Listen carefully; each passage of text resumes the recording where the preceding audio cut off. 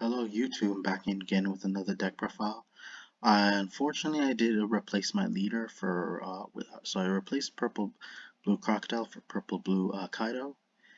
It made sense. Already they pretty much have the same colors, but the purple blue Kaido has a better effect. I feel like since I wasn't playing that many events, there was no reason to actually include him there, and I feel like he will benefit me if I want to actually have a chance to compete.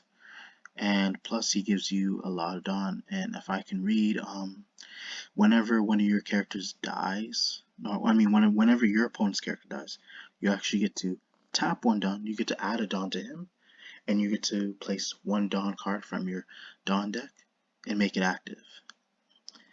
So basically you get to send active Dawn whenever you destroy a character your opponent controls by placing one Dawn that you control onto Kaido's. So I already explained the leader. I'm just going to go straight to the main deck and let us continue. So obviously we're playing Who's Who. There's really not much I need to say. There's no reason to drop this or play less than that because it searches you a bunch of Animal Kingdom cards, since most of them are like the majority are mainly Animal Kingdom Pirate cards. So since if you're depending how many you're playing, since you're playing so many of them, there's no reason to even cut a Who's Who to one, even though he can't add himself. But you need it because considering the amount of Animal Kingdom Pirate cards that are in your deck, you get to make the most out of it. Even if even if you're gambling and if it's depending on your top 5. So obviously we're another consistency card we're playing. We're gonna still be maxed on Sasaki. It's also a 2K counter. It depends how bad our hand is, but lots of it won't seem like it. But basically, when on play, if it's on the field, you shuffle all cards back from your hand to the deck. You get to draw up to that number. So another card we're maxing out is for Khalifa, which is another 2K counter, but helps us draw. But whenever she attacks, you get to -1 Dawn and you draw 2 cards, you discard once. It's very similar to Queen, but unfortunately don't have it. I'm eventually going to be winning. But if I were to suggest which card on the list, you're going to eventually find out why. So, but overall, you need the consistency. Sometimes you don't need to draw too many, but getting enough draw power really helps. You'll be surprised. Another surprise factor in this main deck that we decided to include and we're maxing out on is Boa Hancock. She's actually really good, and she's from the OPO1 set. Still incredible card. I feel like will definitely benefit. Some people may think it's a random choice, but I feel like maxing out on this card will make a huge difference. So basically, she is a blocker. So on attack or whenever she blocks, you can attach one Daunter, and then you get to draw one card. That in itself is a very good effect. For what it's worth, and it's a super rare. Very hard to find online. Again, this is my personal deck. This is the deck that I own in real life. So reading her effect made me realize I had to have a playset. So overall good card. But I also try to of course you got to factor in you need good cards. You need to be able to compete with them. But sometimes in this deck, this is me also trying to be an advocate. But I'm also a fan. Also trying to be loyal to the archetype. So what I mean be loyal is try to include some of the cards that are part of the crew or have a main role, or for example you see me playing about almost every single Toppy Robo or Toby Robo or whatever how to pronounce it, I apologize, member, because I'm trying to fit the theme of the deck, and that's the whole purpose too. So even though Boa Hancock doesn't fit the theme, and as well as Khalifa, I want to at least include at least one of the Toppy Robo or one of the worst generation that actually joined Kaido in his ambitions in order to bring chaos into the world in One Piece. So even though she does not fit the theme of the deck, essentially because she's a blocker that lets you draw, including Khalifa, she lets you draw as well, so you definitely have to include those cards. But obviously we're just gonna, like I said, I mentioned, just to fit the theme of the deck, we're playing one Black Maria. Overall, just another blocker, just in case. It's still adding coverage, even though it's not the best card. That's why you just play one copy. But over having more blockers will do you so much good. So obviously we're playing maxing out on 4 blue ulti. This is just basically a better Who's Who. So obviously from OPO5, literally if you control if you have a multicolored leader, you get to look at top three, you get to add one of them to your hand. So overall, you're always guaranteed to pick any card from the top three. You know, even though you can't search any card from your deck, for what it's worth, it's any card from the top three. And it's just way better than Who's Who. But that's why with Who's Who, you can be able to search it. You would potentially be able to get ulti with Who's Who because the Animal Kingdom Pirate card. 4, Basil Hawkins because overall another easy strong blocker. Essentially, it's able to power itself up on block. And when you do, you're allowed to draw a card. Again, you essentially need to have more block as much as you can.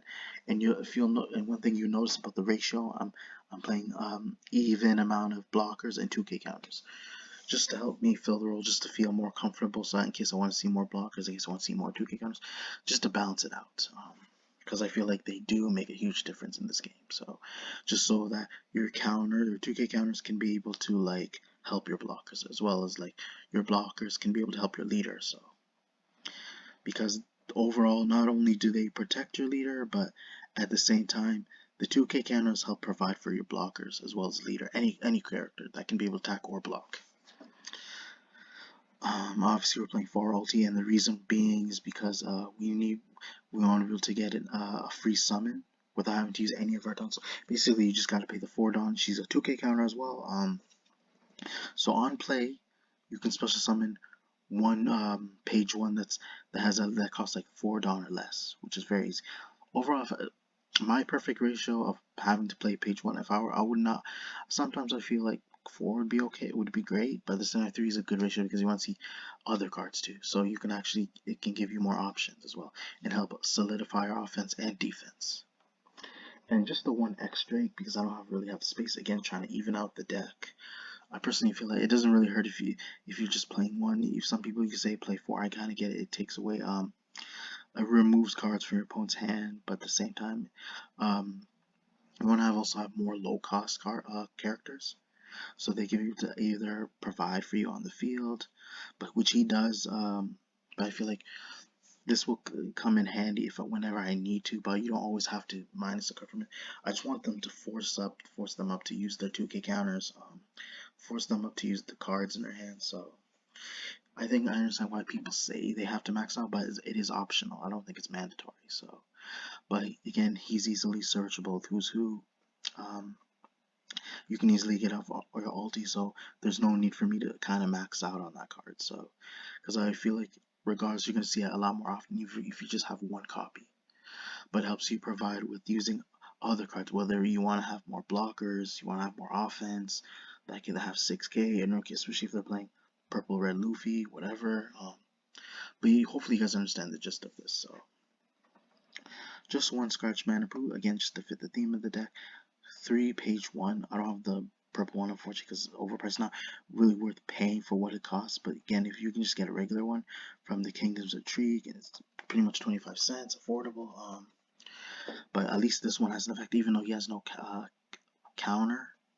But again, essentially, if you activate an event, you can give it a dawn, draw a card, put one card back from your hand to the bottom of your deck. Overall, can really help because there's a card that really shouldn't be in your hand, and it's essentially a brick, but again, helps you fix your hand just in case. So through 4, max out 4 extra, but eventually I'm gonna replace it with the purple queen blocker, obviously the best one from the Animal Kingdom Star deck. But overall, obviously doesn't do any better, but he has a unique effect where like still really helps because he lets you determine your top 5 cards and he lets you fix your deck. So you look at it when he enters the one on play, you check the top 5 cards of your deck.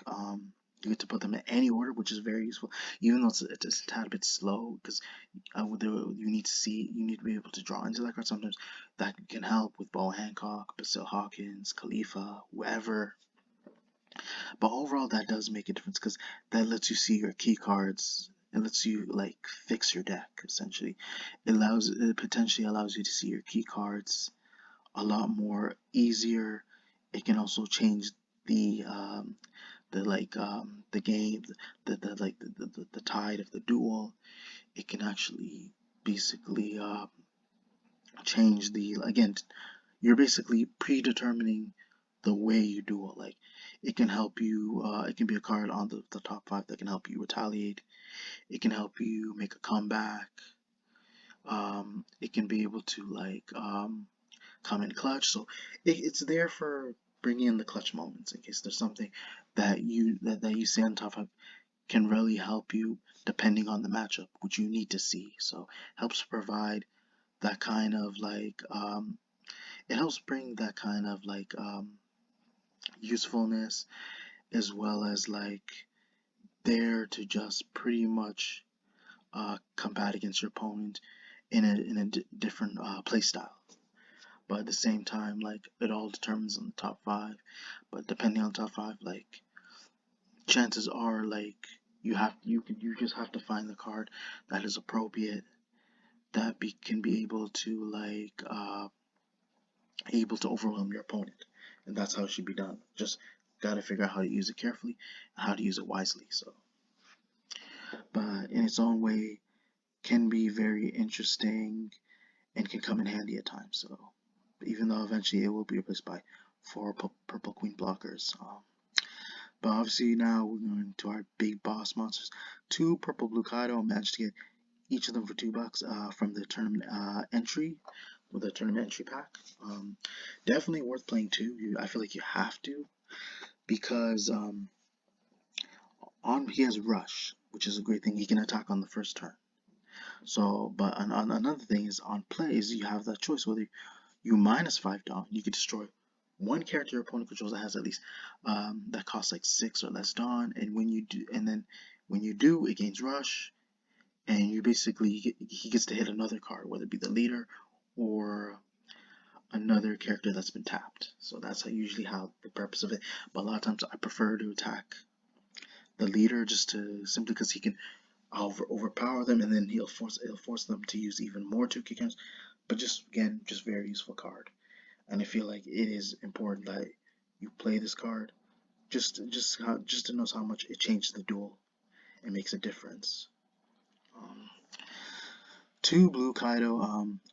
Potentially I may replace this for Gear 5 Luffy, the one from OPO 5, but overall still really good because on play it's mandatory. You can return one character that has a that costs like 3 or less Dawn, and if you do, you can turn one character that returns that has at least 8 or less Dawn to the hand as well. So you get to return up to 2 monsters. But my issue with this card, although it's very strong, very powerful, and then yes, it can. But for what it's worth, yes, it's worth summoning a character with that amount done with that much power. But I think the issue is that even if when you return them, they can just reuse it. So, but it can kind of help if your opponent is at their last leg and that's the only blocker.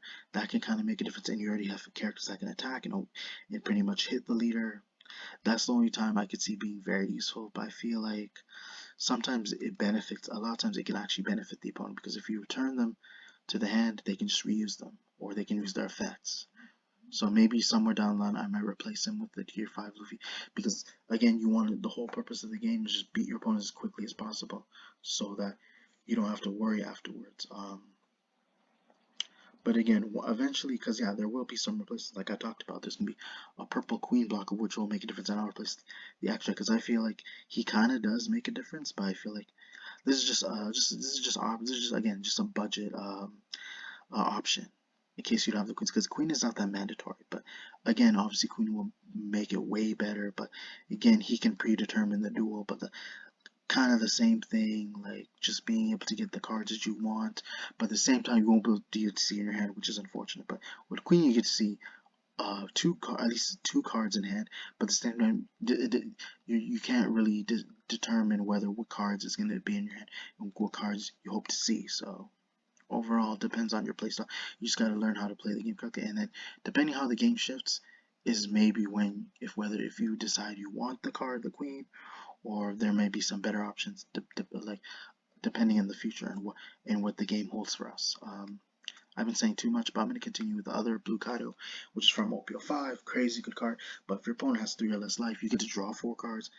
outstanding. I personally don't think you need to max on it because I feel like if you see too many of the blue cards, you want to be able to see more counters. You want to see more useful cards, so being able to draw 4 and see more other cards really helps. But seeing too many of the same blue card, all those very exponential and very incredible, very outstanding, and very worthwhile, you'll realize like 2 should be enough because you're most likely going to resolve it once or twice. I don't think you're going to resolve 3 or 4 times, depending how long the game goes, because a lot of the leaders just have like don't have as much life. So considering they have at least 4 or 5 life, why would you need to see too many of a card that costs like 10 Dawn? And chances are you're most likely going to see it 2 times. So being able to see it 2 times will help because it's like you need cards that can be able to like add more coverage rather than just you being able to save your last draw card, which will literally cost you your 10 down in order to get you 4 more cards. So now we're going to go to events. I shouldn't really need to explain much. 3,000 worlds. Again, they have a trigger effect. This one allows you to 3,000 worlds allows you to place up to 1 character with the cost of 5 or less at the bottom of the deck. And if this card, let me read this. And when this card is triggered, you get to place up to 1 character with a cost of 3 or less at the bottom of its owner's deck. And which is why we're also maxing out on Gun Red Rock, which is essentially better than 3,000 worlds, even though it costs more.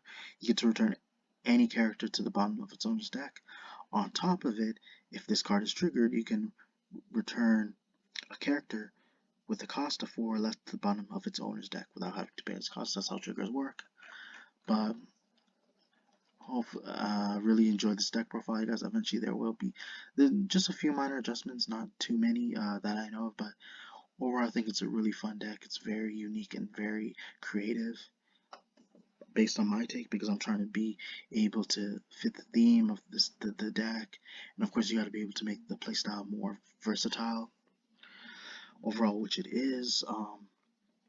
But hopefully you guys like my take of my deck profile, and it's based on my personal preference. I don't want to play heavily Ryman, but I'd rather choose to enjoy a deck that I already own. So just to make things simple, I don't have to like put too much money into it. So because it just feels like I just buy a deck and then I don't make any improvements. Like you can just change your leader all the way, just play the same colors, but just try to make some minor adjustments, prove as much as you can, and really no need for you to go overspend that much money, like, because it just feels like you're wasting money on a deck only for it not to be good, and then you don't want to be in this position where you're forced to replace it with different colors, different other cards, and then because it kind of like feels like was there any use of playing these cards? Did you never really got a chance? But so that you can actually be able to be fine with what you have, and even when of course not every deck is going to be great, it's not going to be the best, but then you're going to be in that position where you have to make some adjustments, which really help because it helps you improve as a player, and then you realize if it feels worth it with what